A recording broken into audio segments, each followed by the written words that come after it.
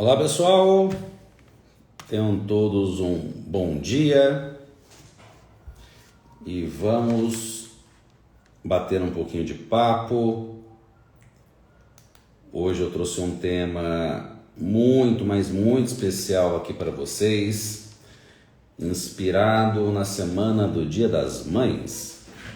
Então, dentro desse tema, eu quero tocar em alguns pontos onde, sem dúvida alguma, vai ser direcionado para você. Seja para você cuidar da sua mãe, da sua avó, de alguém que está buscando em algum momento aqui engravidar, algumas orientações com relação a isso. Então vamos falar um pouquinho aqui sobre nossas mães, ou para você que será uma futura mãe, ou para você que é uma mãe e precisa exercer a educação nutricional do seu filho. É muito fácil ficar pondo tablet na frente dele na hora de comer, né? Você realmente está ferrando a educação nutricional do seu filho, parabéns. Então vamos falar sobre alguns pontos aqui que são chaves e que muitas vezes negligenciados. Ontem eu fiz um Reels rapidinho sobre esse tema, mas claro, ali é 1 minuto, né? É uma correria fazer Reels, pessoal, quem faz aqui sabe, né? No meu caso aqui, eu mentalizo o texto e tal. Aí eu falo, quando eu olho 1 minuto e 15, 1 minuto e 30, oh caramba, e vai, corta daqui, corta dali, e acelera até encaixar no tempo necessário para conseguir ali postar na forma de Reels. Então é algo muito rápido, mas por isso que eu trago esses temas aqui também nas lives, que fica muito mais fácil, muito mais interessante. Bom, primeiro eu quero falar para você que domingão vai lá almoçar com a mãe, almoçar com a sogra, ou então às vezes vai lá só para comer mesmo, não ajuda nem a lavar a louça, na maior cara de pau. Enfim, para você que vai ter aí um domingo das mães especial, almoçando com aquela que você tanto ama, só quem já perdeu sabe, né? Quando a gente pede, que a gente realmente dá valor, infelizmente, mas temos que, claro, aproveitar sempre a presença das nossas mães enquanto elas estão aqui, né? Eu perdi meu pai muito cedo, mas eu sou grudado na minha mãe, que é mãe, é pai, é avó, é melhor amigo, é tudo para mim. Bom, mas além de ir lá filar uma boia no domingo na casa da mãe, que tal começar a se preocupar com a saúde dela? Principalmente você que às vezes até é um profissional da área de saúde, que cuida de tanta gente, mas sequer se preocupa em solicitar ou em estar ali buscando, incentivando a sua mãe a fazer um exercício físico, a estar aferindo os seus exames laboratoriais com frequência. Às vezes você aí de 30 anos de idade, super saudável, fica aí fazendo exame todo mês, pensando na estética, e a sua mãe lá de 65, que realmente é uma faixa etária onde a necessidade de avaliação laboratorial é muito maior do que a sua, e você lá nem sabe se a sua mãe faz exame. Então, vou aqui dar algumas orientações, primeiro, para as mães, aquelas mães que estão ali com mais de 60 anos de idade. Se você é mais jovem, provavelmente a sua avó se encaixa nessa faixa etária, uma faixa etária muito delicada com relação à nossa saúde. Nós podemos viver muito bem até com uns 100 anos fazendo exercício e saradão, etc., desde que alguns cuidados sejam tomados. E alguns cuidados são clássicos no sentido de erros cometidos nessa faixa etária. E começar por um deles, que é a falta de musculação. Hoje é nítido pessoas com mais de 60 anos de idade que começaram a prática de musculação lá nos anos 80, quando se popularizaram as academias do Brasil. E obviamente essas pessoas estão muito bem, né? Eu tenho alguns amigos, vários amigos com mais de 60 anos de idade que estão melhores do que eu, mas porque começaram a sua prática de musculação há 40 anos e hoje tem todos esses benefícios com relação a isso. Óbvio, não foi sorte de todo mundo ter começado, ter encontrado exercício físico, no caso da musculação, tão cedo assim, mas independentemente da sua idade, você pode ter 85 anos, você começar a prática de musculação, vai ser uma ótima ideia. Mas aí qual que é o problema? É você se inserir em um ambiente completamente novo, né? Você ter disposição para ir na academia, porque muitas vezes você está com deficiências vitamínicas. Eu falo você, né? Imagina que tem um público muito variado. Pode ter alguém aqui de 70 anos nos assistindo e alguém que tem um avô de 70 anos. Então aí vocês vão compreendendo aí a linguagem. Pode ser que essa pessoa de 75 anos, ela tem algumas deficiências vitamínicas, minerais, proteicas, energéticas, que ela não tem energia para fazer o exercício. Então, não é tão simples assim. Ela pode estar em um quadro depressivo, também por carências nutricionais ou até mesmo por questões de solidão. Então, aí entra, sem dúvida alguma, o suporte da família. Porque a academia de ginástica é um ambiente super agradável. A questão muitas vezes é encontrar uma academia que você se encaixe. Mas é um ambiente agradável, só que você precisa ser apresentado para essa academia. E eu vejo que os públicos que muitas vezes mais necessitam da musculação não praticam. Idosos, obesos. A gente não vê obeso na academia, né? O obeso tem aquela visão de que quando eu emagrecer, eu vou fazer musculação. Está errado, você tem que inserir naquele ambiente no qual você deseja estar e não ficar adiando para quando você estiver magro, aí você entrar naquela academia. É como se fosse assim uma prova, né? Você ser magro para entrar na musculação, sendo que a musculação é um dos pilares do sucesso no processo de emagrecimento. Pessoal, a gente tem que entrar nos ambientes que a gente deseja estar daqui a um tempo. Eu não sei a dificuldade que as pessoas têm com relação a isso. Eu estou até escrevendo aqui meu novo livro e eu comento sobre isso, até dando o meu exemplo. Eu, por uma criança gordinha, quando eu decidi emagrecer, eu fui para a academia de ginástica e comecei a fazer amizade com quem tinha esse estilo de vida. Depois eu decidi, fiquei magrinho, eu queria ficar forte, eu fui encontrar na cidade a academia onde tinha fisiculturistas, onde tinha o pessoal mais forte, e ficava atrás dos caras, sofrendo bullying, tiravam um sarro em mim, mas eu estava nem aí, eu estava ali aprendendo e tal. Na época do consultório, quando eu decidi atender, eu grudei naqueles profissionais mais experientes, eu queria aprender com eles. Hoje, na educação, eu grudo nos professores que têm 30, 40 anos de docência. Se você é o melhor aluno da sala, muda de sala. Você precisa estar com aqueles que vão te ensinar. Vocês ficar só ensinando o tempo todo, né, tá errado. E isso vale para o emagrecimento, isso vale para uma questão acadêmica, uma questão profissional. O meio que você vive é que vai determinar o seu sucesso. Eu falo muito isso com relação ao emagrecimento e muitas vezes eu sou criticado, mas eu bato na tecla. Se você está gordinho e continua almoçando com gordinhos em casa, todo mundo gordinho, você não tem um amigo sequer para falar sobre uma alimentação saudável, para te motivar, meu Deus do céu, haja determinação no seu caso, porque você tem que lutar contra tudo e contra todos. E é natural no ser humano, quem se cuida na alimentação, com alimentação e estilo de vida, e frequenta ou convive com pessoas que não têm esse estilo de vida, é criticado, né? É criticado. Depois de uma certa idade, você manda para aquele lugar quando te enche um saco.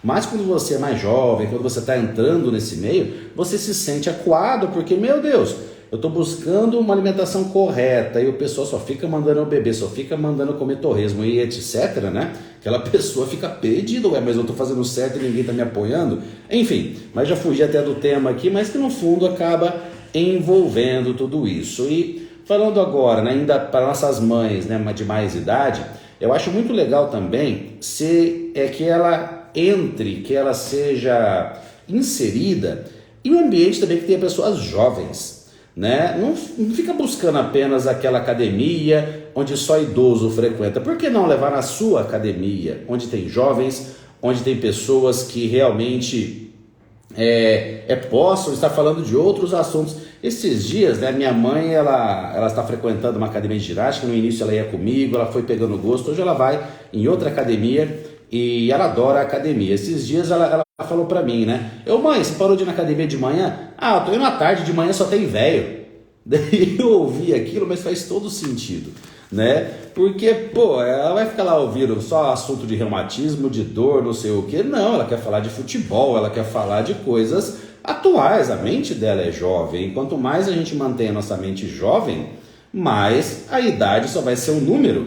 E eu vejo grandes amigos também que têm mais idade, eu vejo o ciclo de amizades deles é 20, 30 anos mais jovens, né? Então é importante também você estar em um ambiente, de novo, o qual você deseja estar compartilhando. Se você tem 70 anos de idade, mas você quer se manter com mente jovem, vai ter amizade com quem tem 40, 30, vai realmente buscar essas situações, né? Ao invés de ficar só jogando bocha, jogando bingo lá e conversando sobre onde vai querer ser enterrado, né? Então tem que buscar realmente um ambiente que seja favorável com relação a isso. Então, musculação para quem tem mais de 60 anos é mais importante até para você que tem 25, que quer ficar saradão para desfilar na praia. Então a musculação é uma prevenção para a sarcopenia, o que é muito triste durante o processo de envelhecimento. Se coloca no lugar da sua mãe,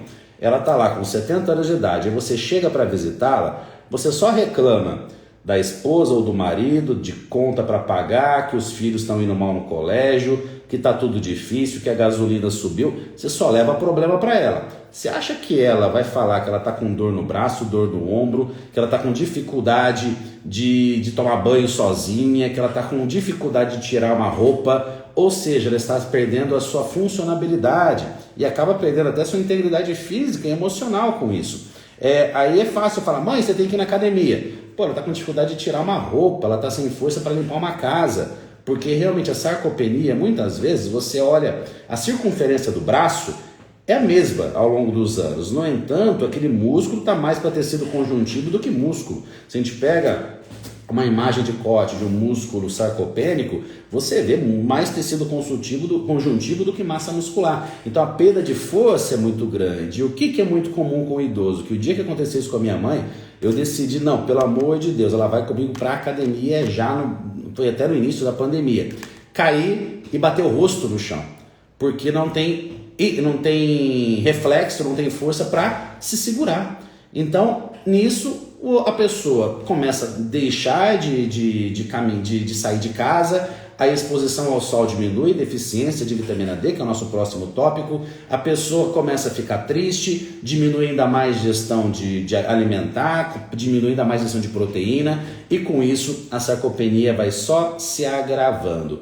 Então, para isso, nós já precisamos musculação associada a uma ingestão de proteínas adequada. Problema: com o envelhecimento, é muito comum a redução no consumo de carnes por aqueles que são onívoros, né? No caso ali de veganos, o consumo de leguminosas deve ser sempre visto como um dos pilares da ingestão proteica, mas leguminosa não é só para vegano, é fundamental também para todos nós. Então, a ingestão de proteínas por meio de carnes acaba ficando minimizada, seja por questões de mastigação ou então seja por questões gastrointestinais, de ter uma digestibilidade um pouco mais lenta, e com o processo de envelhecimento nós vamos tendo uma redução, claro, da nossa capacidade digestiva, principalmente quando existem algumas patologias, como os famosos prazóis da vida. Você vai detonando aqui toda a sua saúde intestinal ao longo dos anos, e você vai, além de conseguir conquistar algumas carências nutricionais, a vitamina B12 é clássica nisso, você vai também ter uma digestibilidade piorada, por mais que o medicamento te traga algum alívio. Aí vai também para outros quadros patológicos, aí, diabetes, etc., que vão afetando aqui todo o seu processo digestivo. Então, a redução do consumo de carnes acontece e, naturalmente, a ingestão de proteínas, que nessa fase ela deve ser similar àquele garotão que deseja ganhar músculos, ou seja, uma ingestão de proteínas a casa de 2,2 gramas por quilo, ela passa a ser 0,6, 0,7 gramas de proteína por quilo de peso. Então é uma população em que o uso de proteínas em pó, exemplo, whey protein, ou proteína vegetal em pó, um mix de arroz com ervilha, temos tantas opções hoje em dia, ela pode ser muito bem-vinda para essa população. Daí eu volto naquele assunto que eu gosto tanto, que é a suplementação para a família. Um pote de whey em uma casa, ele pode servir o garotão que quer ganhar músculo, a irmã dele que deseja emagrecimento e precisa de proteínas para manutenção da massa magra, e para a mãe e para o avô para evitar aqui um quadro ou reverter um quadro de sarcopenia. Então, a injeção de proteínas, não necessariamente, mas é uma grande opção. Utilizando alimentos em pó, pode ser muito bem-vinda nessa situação. Agora, outro suplemento que pode ajudar e muito nesse quadro, pensando ainda em sarcopenia, creatina. A creatina também tem sua síntese no músculo, mas também tem sua síntese no cérebro, ou seja, ela tem efeito neuroprotetor. Então, o seu uso vai muito além da questão esportiva e pode ser utilizada pela sua mãe, que tem mais de 60 anos de idade, ou pela sua avó, e isso também pode auxiliar com relação à sarcopenia e, mais uma vez, com esse efeito neuroprotetor. Nós precisamos buscar neuroproteção durante o processo de envelhecimento, seja mantendo a mente ativa, estudando, fazendo novos cursos, novos desafios, mas evitando resistência insulínica, tanto que muitos profissionais já chamam Alzheimer de diabetes tipo 3, uma doença relacionada ao estilo de vida, e evitar carências nutricionais. Vitamina D, vitamina B12 são fundamentais com relação a isso, e temos aqui a creatina, suplementação com ômega 3, ômega 3 de qualidade,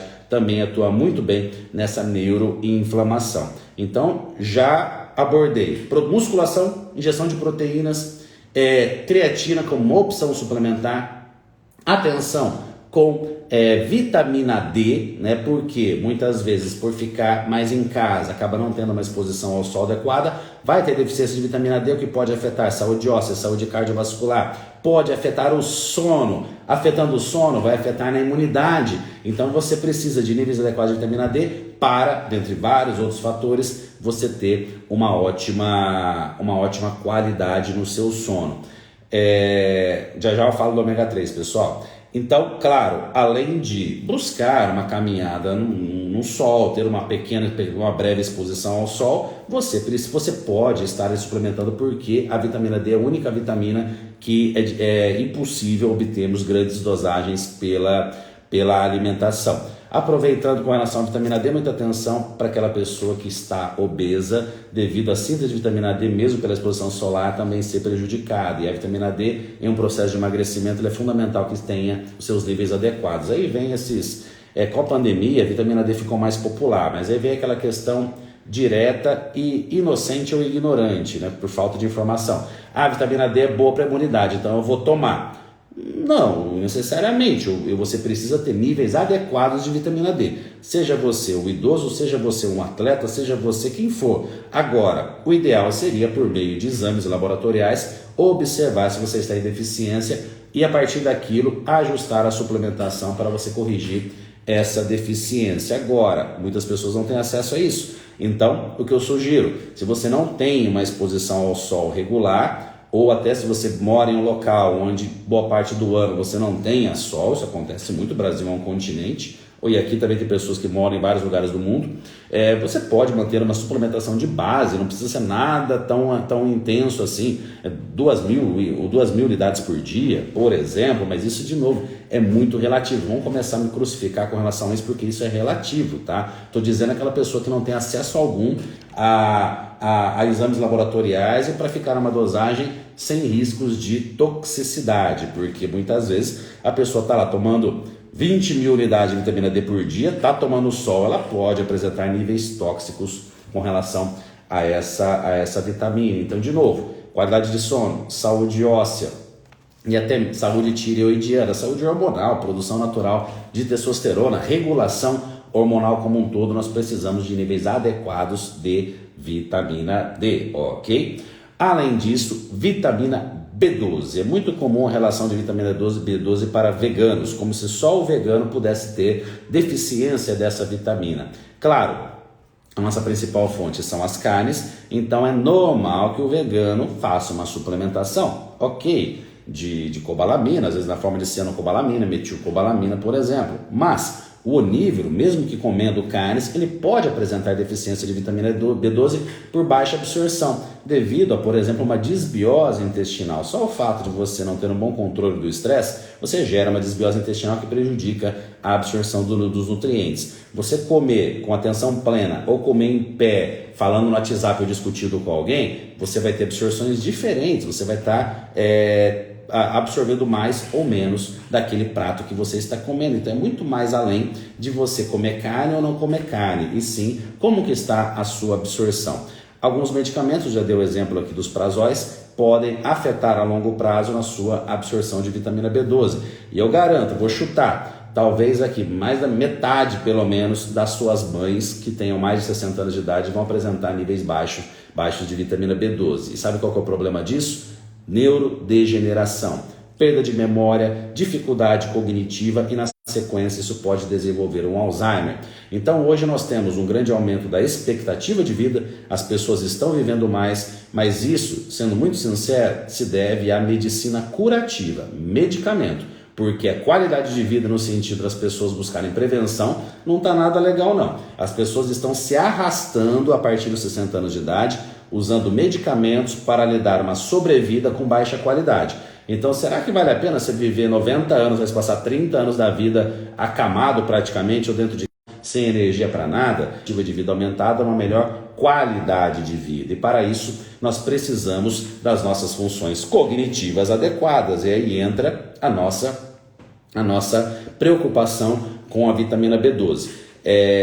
Uma frase que eu acho bem importante, né, falando hoje para nossos pais, nossos avós, mas pensando na gente mesmo, é que é o seguinte, que é natural que um dia a gente morra. Na verdade, é a única certeza da nossa vida, que nossos avós, que nossos pais um dia vão morrer, que a gente um dia morra, mas é muito triste você ir embora antes da sua morte. Você manter o corpo aqui, mas você em si, né, a sua sanidade te deixar antes de você literalmente morrer. E isso acontece com Alzheimer. Quem convive com pessoas com demência, com Alzheimer, sabe muito bem do que eu estou falando. Então é algo que nós conseguimos prevenir, sim, com um estilo de vida adequado e com um conhecimento breve, simples. Isso que eu estou falando aqui, você não precisa ser PhD em nutrição para você saber. Você pegar um exame laboratorial e ter uma ideia de que pelo menos essa vitamina B12 tem que estar acima de 500, não é um conhecimento assim fora do normal. Se você pega o exame da sua mãe e está uma vitamina B12 de 200,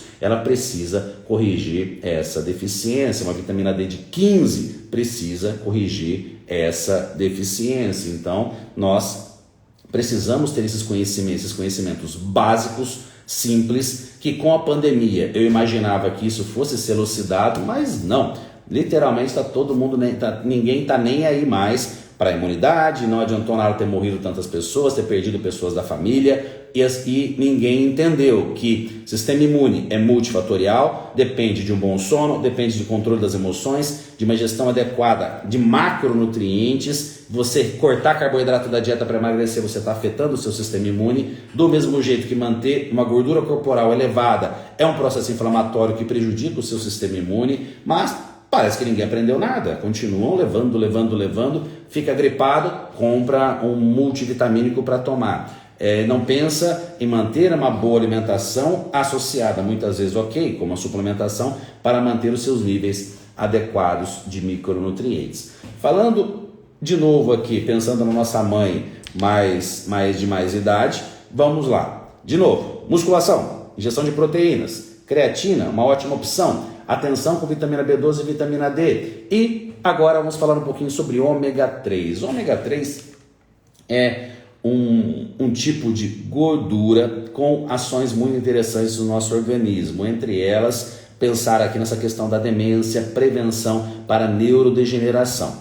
Problema: a suplementação de ômega 3, na maioria das vezes, ela não tem uma boa qualidade. Você precisa olhar as quantidades de EPA mais DHA, somar e ter uma ideia da concentração do produto. Vamos lá, no rótulo tá ômega 3 1000 miligramas. Mas você olha, você vê que tem 30% de concentração de DHA e EPA. Ruim. Pelo menos 60% seria o interessante para que realmente esse produto tenha uma boa qualidade. O pote não pode ser transparente. Você precisa também se atentar se esse produto tem ou não a presença de metais pesados. Vai ter um selinho mostrando que esse produto não tem metais pesados. Também não adianta nada você suplementar um ômega 3 para uma determinada função, tem uma ação anti-inflamatória, até em doenças autoimunes com um grande grau de inflamação, um exemplo, artrite reumatoide, a gente usa muito ômega 3, mas não adianta você pensar nos benefícios dele, desde neuroinflamação, etc., e está ingerindo um monte de metal pesado e um dia ter ali uma sobrecarga renal hepática por algo que você nem vai saber de onde veio. Então a qualidade do produto é muito importante. Mas estamos em um país com diferentes níveis socioeconômicos, temos que pensar nisso, porque o que eu estou falando aqui é nutrição de Beverly Hills, né? Porque um ômega 3 de tanta qualidade assim, ele é caro, então com certeza boa parte da população não tem esse acesso. Então nós poderíamos utilizar algo que nós fazemos bastante com inclusive indivíduos veganos, que é a utilização de óleo de linhaça, que é a utilização de óleo de chia, que é um precursor de EPA e DHA, chamado ALA. Então, você tem uma pequena conversão de ALA em EPA mais DHA, mas já é alguma coisa. E a grande diferença, vamos imaginar, alguém que tem essa ingestão de óleo de linhaça, de óleo de chia, que tem uma pequena conversão em EPA mais DHA, mas a alimentação dela é ótima. Ela não ingere muito ômega 6, ela não tem aquela alimentação bagunçada, é uma alimentação mais próxima possível de um ideal, porque uma alimentação ideal hoje é ideologia, né? E comparando agora com alguém que toma o ômega 3, essa pessoa tem uma péssima alimentação, uma ingestão muito alta de ômega 6 e por aí vai.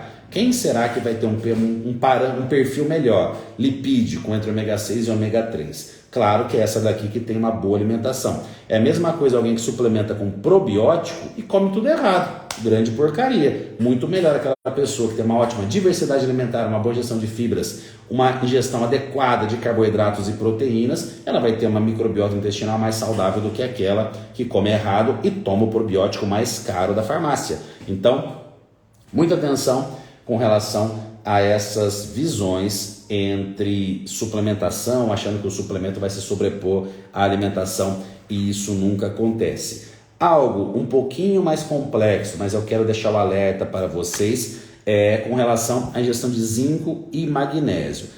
Se nós formos falar de cada micronutriente, é complexo vocês fixarem quais são os alimentos fontes de cada um. Agora, a dica que eu dou para vocês, seja para você, para o seu avô, para o seu pai, para os seus filhos, etc. Diversidade alimentar. Se você tem uma alimentação com variedade de frutas, variedade de legumes, variedade de verduras, você tem preferência por alimentos integrais, cereais integrais. Ah, o pão branco é igual ao pão integral, só se for na sua casa, porque a nutrição que eu aprendi não é. Arroz branco é igual ao arroz integral, também não é a mesma coisa, meu amigo, me desculpe. Enfim, se a pessoa não gosta do arroz integral, a gente busca alternativas, mas você falar que é igual, isso é mentira. E você buscar variedade, aveia, você buscar sementes, oleaginosas, variedade alimentar. Com uma variedade alimentar, você vai conseguir ter um bom perfil da ingestão de vitaminas e minerais. Magnésio e zinco, quando você tem uma ingestão baixa, que é muito comum, de maneira crônica, é um dos passos que você pode desenvolver resistência insulínica e lá na frente um diabetes. Então, para quem já é pré-diabético ou diabético, muita atenção com a ingestão de zinco e com a ingestão de magnésio. Uma dica, semente de abóbora, aí vem as sementes. Semente de abóbora, semente de chia, semente de girassol, usar realmente esse tipo de alimentos aqui na sua alimentação, assim como oleaginosas, assim como variar para quem come carnes, os tipos de carnes. Quanto mais variedade alimentar, maior será a nossa obtenção de vitaminas e sais minerais. Não adianta você falar que come salada todo dia e come só alface e tomate. Você precisa ter variedade com relação a cores, com relação aos tipos. A natureza é tão perfeita que ela nos oferece diferentes cores para termos essa ideia. Então, você colocar um repolho roxo, uma beterraba, uma cenoura, uma rúcula, essa combinação de cores vai lhe fornecer muito mais vitaminas e sais minerais, mas lembrando, para a absorção correta, o intestino tem que estar adequado, conexão intestino-cérebro, atenção plena nas refeições e controle do estresse ao longo do seu dia. Falando aqui mais um pouco sobre o intestino, a pessoa de mais idade normalmente tem dificuldades com a sua saúde intestinal, porque muitas vezes agrediu aquele intestino ao longo da vida. Imagina a nossa geração que só se preocupa com sucesso, fama e dinheiro, trabalha absurdamente, estressa o dia todo. Como é que vai envelhecer? Como é que vai chegar esse intestino quando ela tiver 60, 70 anos de idade? Então, a permeabilidade intestinal adequada é o que vai determinar a absorção de nutrientes. Então, nós precisamos poupar essa saúde intestinal para que realmente, quando a gente estiver mais velho, a gente possa ter uma ótima absorção. Muitas vezes em momentos agudos, claro, a suplementação com probióticos específicos pode ser muito bem-vinda, mas lembrando, nada adianta uma suplementação de probióticos se a base alimentar não está muito bem organizada, tá? Então, dicas para você cuidar da sua mãe, muitas vezes da sua avó, dependendo da sua idade, ou das duas, quem sabe. Mas e você aí que deseja ser mãe? Aí muito se fala nutrição materna infantil. Tá, nutrição é uma só. O nutricionista precisa ter conhecimentos desde o esporte, desde o comportamento, desde a materna infantil até o envelhecimento. Então, antes de pensar em ser mãe ou ser pai, você deve buscar uma programação metabólica. Ontem tem uma paciente de tantos anos, muito querida, teve o seu primeiro filho, e ela me mandou uma mensagem essa semana que foi muito linda. Rodolfo, sem eu saber, você me programou metabolicamente para a minha gestação. Porque ela me procurava sempre por estética, ela queria ter um físico acima da média, competições na categoria biquíni, enfim. E sempre eu via, né, nela que em algum momento, por mais que ela nunca tenha tocado no assunto, eu via que em algum momento ela ia querer ser mãe. Quando a mulher está hoje em dia, com a mulher com 25 anos, ela nem pensa nisso, mas aí bate os 30, 32, 33, 35, então aí começa, né, o desespero ali para ser mãe, etc. É natural, fisiológico. Então, já imaginando isso, eu sempre poupava ela poupava de estratégias mais agressivas, mesmo pensando em competições, né, e situações que pudessem atrapalhar em algum momento a sua fertilidade. Então, nós devemos buscar um preparo, primeiro, interno, claro, com relação à nossa saúde, para ingressar em um processo gestacional sem qualquer tipo de deficiências vitamínicas e minerais e com uma educação nutricional já instalada. Quando você tem uma educação nutricional já instalada, claro, se torna muito mais fácil o processo. Eu sempre adorei cuidar das minhas pacientes durante esse período. Por quê? Porque elas já estavam comigo antes. Então, o processo gestacional simplesmente vai me trazer algumas necessidades adaptativas no sentido de macro e micronutrientes para aquele período. Diferente daquela pessoa que come tudo errado, engravida e acha que vai aprender a se alimentar adequadamente durante a gestação, só por milagre. Ô Bruno, um abraço pro endócrino mais capaz, mais inteligente do Brasil, que me manda os artigos mais atuais, Bruno. Um abraço, meu querido. Tá aí o Brunão, ó, quem é médico, principalmente deseja aprender sobre endocrinologia, tá aí o cara, Dr. Bruno César, lá de Brasília. E pessoal, então sempre foi muito fácil, muito cômodo para eu acompanhar durante a sua gestação, aquelas mulheres que aprenderam a se alimentar antes. A educação nutricional deve vir antes da gestação. Um beijão, Fabi, saudade, ó, Davi e meus amigos todos aqui, eu adoro vocês. E aí sim, fica muito fácil, fica muito cômodo esse tipo de trabalho. Agora, outro ponto, antes da gestação, a mulher já deve também estar se preparando para a amamentação, preferencialmente exclusiva nos primeiros 6 meses, buscar uma educação nutricional com a sua própria nutricionista, seu nutricionista, com relação a esse período. Principalmente por volta da década de 50 e de 60, a indústria fez muitas mulheres acreditarem que produtos industrializados seriam até superiores ao aleitamento materno. Isso é uma grande mentira. Além das questões nutricionais envolvendo o leite materno, nós temos a questão do laço mãe e filho, toda essa questão extremamente importante, além apenas do valor nutricional. Então, sem dúvida alguma, antes de engravidar, já ter essa consciência da necessidade de educação nutricional prévia ao processo de gestação e, na sequência, a importância do aleitamento materno exclusivo nos primeiros 6 meses de idade. E a colonização da microbiota do seu filho acontece nos primeiros 1000 dias. Então, primeiro durante o processo gestacional e depois nos 2 primeiros anos. E nesse período, esse contato mãe e filho, a mãe estar saudável para essa gestação, vai determinar toda a formação dessa microbiota, que se inicia essa colonização primeiro ali pela passagem no canal vaginal, no caso do parto normal, e na sequência todo o contato desse bebê com o seu meio externo e principalmente seu contato com a sua mãe. Então a microbiota da mãe é fundamental que esteja em dia para auxiliar na colonização da microbiota do seu bebê. E o ambiente que essa criança será inserida é fundamental, inclusive para o segundo passo, terceiro passo, né? Educação nutricional antes da gestação, alimentação durante a gestação, quarto passo, aleitamento materno, introdução alimentar. A criança, após os 6 meses de idade, ela deve ser inserida na alimentação da família. Mas e a família que só come lixo? E a família que lá no canal Almoção é uma garrafa de Coca-Cola e uma lasanha em plena quarta-feira, que à noite pede hambúrguer? É nessa alimentação que o bebê vai ser inserido? Aí entra sem ter contato com alimentos, sem conhecer alimentos, simplesmente ali usando uma papinha industrializada. Olha o nível que nós chegamos. Então, sem dúvida alguma, decidiram ter não tem nada a ver com isso e ele não deveria aprender maus hábitos alimentares com vocês. Então, o ambiente que esse bebê será inserido é fundamental para a sua educação nutricional, para a saúde desse bebê lá na vida adulta, inclusive durante a gestação.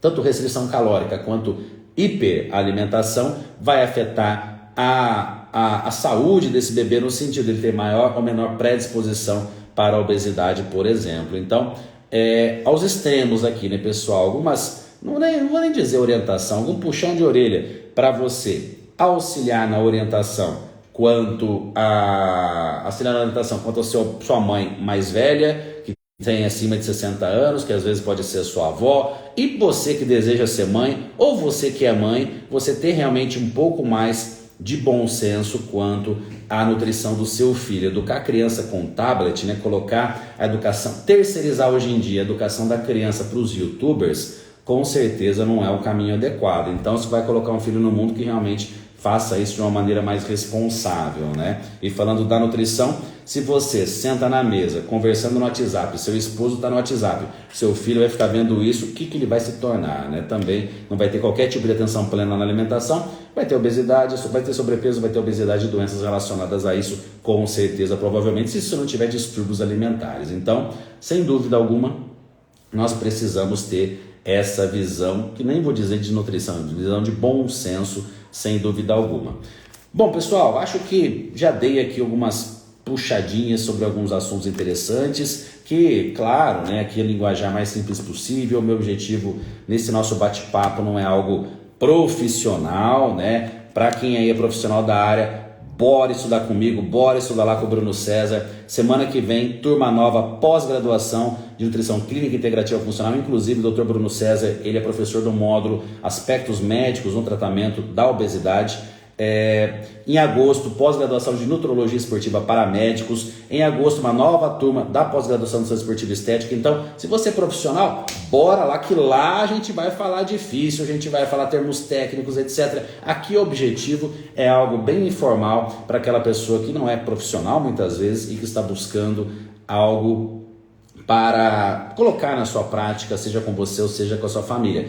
Ainda dá tempo sim, inscrição na pós, semana que vem a gente começa, no próximo sábado, não esse, no próximo, nós teremos aqui a aula inaugural. Amanhã tenho 2 palestras aqui em São Paulo, quem sabe algum de vocês estará lá.